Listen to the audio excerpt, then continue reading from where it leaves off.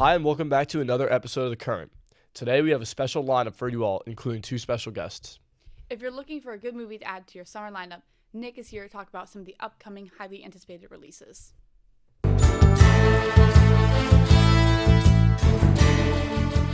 Kicking off the summer, Star Wars is back on the big screen with The Mandalorian and Grogu. After dominating Disney Plus for years, Din Djarin and everyone's favorite Force-sensitive sidekick Grogu are making the jump to theaters. Directed by Jon Favreau, this one promises bigger action, deeper storytelling, and that classic galaxy far, far away feel.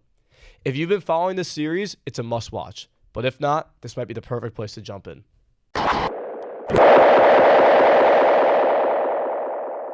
And then a week later, things are going to get weird. Backrooms takes the viral internet horror concept and turns it into a full-blown movie. Directed by YouTube creator Kane Parsons, who literally built this world online, this film drops you into endless, eerie, yellow hallways where something always feels off. It's one of the most unique horror releases of the year, and if it captures even half the tension of the original videos, this could be a breakout hit.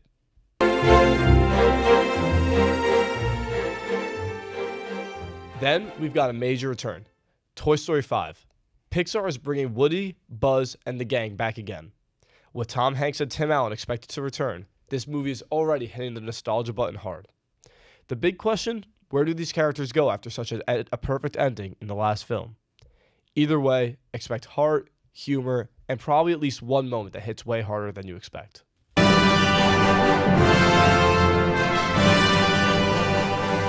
Then, the DC Universe is still getting that fresh start, and Supergirl is a big part of it. Based on the Woman of Tomorrow storyline, this version of Supergirl is expected to be tougher, more complex, and a lot less polished than what we've seen before. It's all under the direction of James Gunn's new DC vision, so there's a lot riding on this. If it lands, it could reshape DC's future.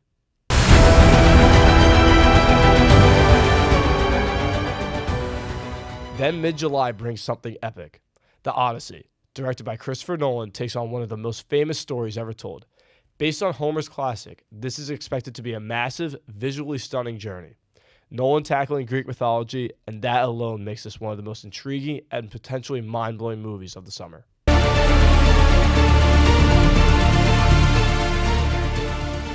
And closing out July, Spider-Man Brand New Day swings into theaters. After the emotional reset of No Way Home, Spider-Man is starting fresh. No safety net, no Avengers, it's just him figuring out on his own. With Tom Holland back in the suit, expect a more grounded street-level story, but still plenty of action. This could be the start of a whole new era for Spidey. Thanks so much, Nick. I'm excited to check out these movies when they release in theaters. Coming up next, Michelle is here to answer some quick, rapid-fire questions about current media. And here I am, joined by Michelle, to discuss some of her favorite current media. What's your favorite movie? My favorite movie currently is Sinners. It came out last summer. It's featuring Michael B. Jordan, who plays twins, and a lot of vampires. It was a great movie. I watched it myself. What about your favorite song? My favorite song right now is The Subway by Chappell Roan. It came out over the summer, and I would always listen to it during my drive to work. I'm not a big Chappell Roan guy, but sounds good enough. What's your favorite artist? My favorite artist right now is Zara Larsson. She makes very summery music, and I'm starting to prep for the warmer weather. Fair. What's your favorite musical? My favorite musical right now is Moulin Rouge. I actually just saw it, even though it opened about 10 years ago, and it was a really great time. What was it about? It was a really good love story about one artist meeting a singer at the Moulin Rouge nightclub in France. And it's the story about how they fall in love, and it's very beautiful and very tragic. And it also had Megan Thee Stallion in it, so that was fun. That's exciting. What about your favorite TV show? My favorite TV show right now is The Pitt. I just started it. And it was just really good. It has so many good characters, really great energy. The stakes always seem to be up to 11, and you're literally in the middle of that emergency room. I was going to say, that's the one in the hospital, isn't it? Mm-hmm. Yeah, some of my friends watch it. And then lastly, what's the latest piece of media that you've watched? I'm watching two really good superhero shows right now. I'm watching Daredevil Season 2, which is really good so far. And I'm also watching the last season of The Boys. Yeah. Two of my favorite shows too. The Boys. I just watched it last weekend. Amazing. Can't believe, spoiler alert, they already killed off a pretty major character. But yeah, I'm really sad, but I can't wait to see how the end turns out. It seems like the stakes are pretty high, and I don't really know how they're gonna get out of this one. And if you haven't already, make sure to tune into all of Michelle's recommendations. Today, I'm joined by Ryan Romero, who is an active member of the Theater Arts program here at SHU. He's going to chat about one of the plays he saw this semester called Lend Me a Tenor. This year's Little Theater play was called Lend Me a Tenor. It was written by Ken Ludwig.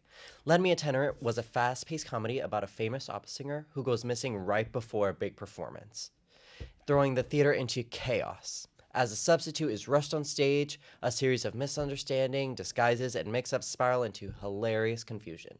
It was a box set, so it was basically like a house on stage. There's 5 doors that open and close about 10 times during the show due to entrances and exits, so it was really funny. It was definitely a standout show from our 6-show season. Thank you so much for sharing. I also saw the play. So hilarious. Definitely had a great time. Thank you so much for being here. Of course, thank you.